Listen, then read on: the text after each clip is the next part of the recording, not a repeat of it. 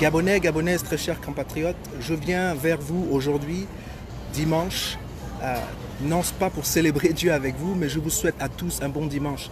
Et mon souhait le plus ardent, c'est que vous vous réjouissez en ce jour, car c'est la journée que le Seigneur a faite.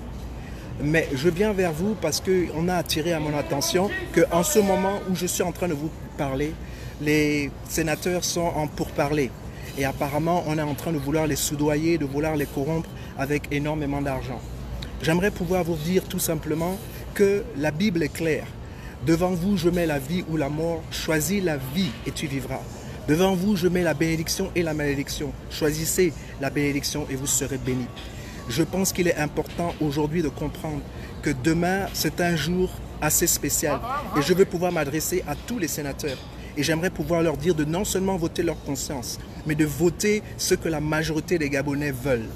C'est-à-dire qu'il est important pour vous d'être en phase avec notre culture, d'être en phase avec ce que nous sommes, c'est-à-dire des Bantous, et au-delà de ça, d'être en phase aussi avec nos croyances. Donc il est important que demain, vous compreniez que ce n'est pas ni par la force, ni par l'intelligence, mais c'est par l'Esprit de Dieu qu'on peut faire. Et peu importe ce que Sylvia ou bien Noureddine Bongo veulent faire, le Gabon est un pays et notre pays à nous tous. Et le Gabon est éternel. Il est important que la décision que vous allez prendre demain soit une bonne décision qui puisse affecter, je veux dire plutôt, la population gabonaise dans le bon sens.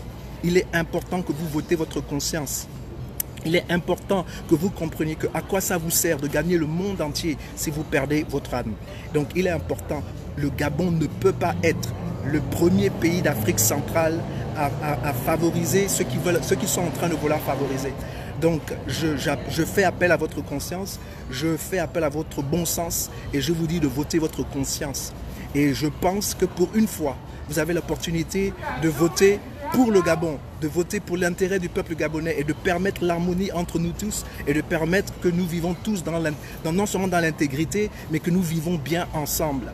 Car si demain, vous ne votez pas dans le sens du peuple, vous ne laissez aucun choix, mais de se battre et de se battre dans la rue en fait et de s'imposer. Parce qu'il n'est pas possible que vous continuiez à piétiner l'intérêt du peuple gabonais, continuer à piétiner l'honneur et la dignité du peuple gabonais. Le sentiment est général, nous ne voulons pas des choses qui sont importées d'ailleurs. Nous sommes nous-mêmes et nous voulons rester nous-mêmes. Nous voulons être en phase avec notre culture, en phase avec nos coutumes, en phase avec notre foi. Donc, je n'ai pas besoin d'être long aujourd'hui. Demain sera un grand jour pour vous les sénateurs.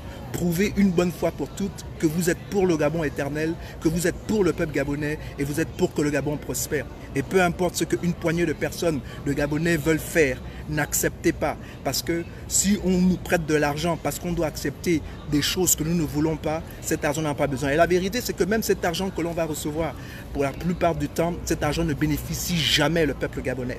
Donc, plus que cet argent ne nous bénéficie pas, il est donc important pour chacun de nous, chacun de vous en particulier, de bien réfléchir, passer une excellente nuit ce soir et j'espère que demain vous serez remplis de courage et vous allez vous comporter comme des hommes dignes.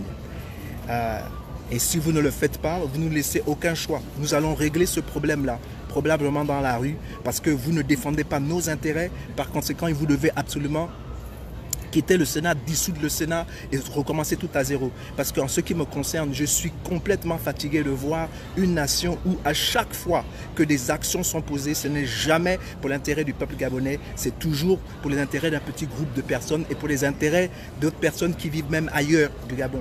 Que cela soit bien entendu. Le Gabon est un pays indivisible.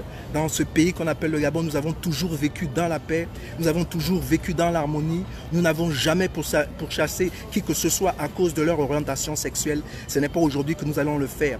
Mais nous voulons avoir le choix de vivre de manière décente et on n'a pas à nous imposer des choses que nous ne voulons pas. Alors que Dieu vous bénisse tous, que Dieu bénisse le Gabon et que Dieu protège notre nation. Merci beaucoup de m'avoir écouté. C'était Franck Joktan.